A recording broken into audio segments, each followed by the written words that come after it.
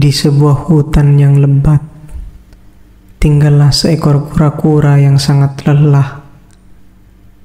Dia merasa kesepian dan sedikit sedih karena dia adalah satu-satunya kura-kura di hutan ini.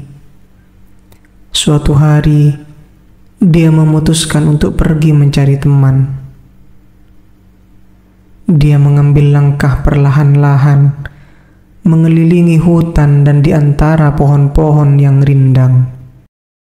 Tiba-tiba, dia melihat seekor gajah yang besar dan kuat di kejauhan. Hatinya berdebar-debar dengan harapan bahwa gajah itu mungkin mau menjadi temannya. Ketika kura-kura itu mendekati gajah dan menyapanya dengan lembut, gajah itu menoleh dan tersenyum lebar. "Hai kura-kura kecil, kamu ingin menjadi temanku?" tanya gajah dengan ramah. Kura-kura itu mengangguk senang. "Ya, tentu saja. Saya merasa sangat kesepian dan ingin sekali memiliki teman." Gajah itu tersenyum dan berkata, "Baiklah, kita bisa menjadi teman yang baik. Ayo ikuti aku ke tempat tinggalku di hutan." Kura-kura dengan senang hati mengikuti gajah itu. Mereka berjalan bersama dengan kura-kura berjalan sangat perlahan, sementara gajah berjalan dengan langkah-langkah yang cepat. Ketika mereka tiba di tempat tinggal gajah, kura-kura kagum melihat betapa besar dan kuatnya rumah itu. "Wow, rumahmu sangat indah, gajah. Apa yang bisa kita lakukan sebagai teman yang baru?" Gajah itu tersenyum dan berkata, "Ada banyak hal yang bisa kita lakukan bersama dalam hutan ini. Kita bisa menjelajahi hutan, mencari makanan, dan bahkan bermain permainan." Kura-kura itu sangat senang dengan ide-ide itu. Mereka menghabiskan banyak waktu bersama, menjelajahi hutan, dan bermain permainan. Meskipun kecepatan kura-kura itu lambat, gajah bersabar dan selalu menunggu kura-kura mengejar. Suatu hari, ketika mereka sedang bermain di sungai dekat rumah gajah, mereka melihat seekor rusa yang sedang berjuang menyeberangi sungai yang deras. Gajah berkata, "Kita harus menolongnya, kura-kura, tapi bagaimana caranya?" Kura-kura itu berpikir sejenak dan berkata, "Gajah, kamu bisa membentuk jembatan dengan tubuhmu, dan aku akan menyeberangkan rusa dengan melompat dari atas punggungmu." Gajah setuju dengan gagasan itu dan segera membentuk jembatan dengan tubuhnya yang sangat besar. Kura-kura dengan hati-hati melompat ke punggung gajah dan menyeberangkan rusa dengan aman ke sisi lain sungai. Rusa itu sangat berterima kasih dan berkata, "Terima kasih banyak teman-teman, kalian adalah teman yang hebat dan berarti." Setelah itu, kura-kura, gajah, dan rusa menjadi teman yang tak terpisahkan. Mereka menghabiskan banyak waktu bersama, membantu satu sama lain, dan menjaga satu sama lain di hutan. Kura-kura belajar bahwa meskipun dia lambat, dia memiliki kekuatan unik dalam setiap situasi dari sudut pandang yang berbeda. Gajah belajar bahwa kesabaran sangat penting, dan rusa belajar tentang kebaikan dan persahabatan. Mereka hidup bahagia, dan kura-kura tidak pernah merasa sendirian lagi. Mereka menjadi contoh bahwa persahabatan bisa datang dari tempat yang tidak terduga, dan bahwa kita semua memiliki kelebihan yang berharga. Demikianlah cerita tentang kura-kura dan gajah yang menjadi teman sejati di dalam hutan. Semoga kita juga bisa bersikap seperti mereka, menghargai persahabatan, dan menolong orang lain saat mereka membutuhkan. Suatu hari di hutan yang lebat dan indah, hiduplah seekor burung bernama Biru dan seekor serigala bernama Silver. Keduanya hidup di dunia yang damai, di mana berbagai makhluk hutan hidup berdampingan tanpa ada konflik. Biru dan silver adalah teman baik, meskipun mereka berasal dari spesies yang berbeda. Biru, burung dengan bulu berwarna biru langit, adalah penjelajah yang suka menyusuri langit dan hutan. Dia memiliki sayap yang kuat dan mata yang tajam. Biru senang berbagi cerita perjalanannya dengan silver, serigala abu-abu yang lincah dan cerdik. Suatu hari, ketika mereka sedang duduk di bawah pohon besar, mereka mendengar tentang sebuah legenda hutan yang belum pernah terungkap. Legenda itu mengisahkan tentang bintang biru, sebuah permata berkilauan yang diyakini dapat memberikan kebahagiaan dan kedamaian kepada siapapun yang menemukannya. Bintang biru tersembunyi di dalam gua di puncak Gunung Perak, kata burung tua yang bercerita. Kedua teman itu pun memutuskan untuk memulai petualangan mereka untuk menemukan bintang biru. Mereka tahu bahwa perjalanan itu akan penuh dengan rintangan, tetapi keinginan mereka untuk membawa kebahagiaan kepada hutan membuat mereka tetap semangat. Selama perjalanan mereka, biru dan silver bertemu dengan berbagai makhluk hutan seperti tupai yang ramah, kura-kura yang bijaksana, dan kupu-kupu yang cantik. Mereka belajar bahwa keberagaman adalah kekayaan, dan kerjasama antar spesies membuat hutan menjadi tempat yang harmonis. Namun di tengah-tengah perjalanan, mereka juga menghadapi ujian yang sulit. Cuaca dan buruk, dan makhluk hutan yang kurang ramah mencoba menghalangi mereka. Tetapi setiap kali mereka menghadapi kesulitan, biru dan silver selalu menemukan cara untuk bekerja sama dan mengatasi rintangan tersebut. Akhirnya, setelah melewati hutan yang lebat dan mendaki Gunung Perak yang tinggi, mereka tiba di pintu masuk gua tempat bintang biru diyakini berada.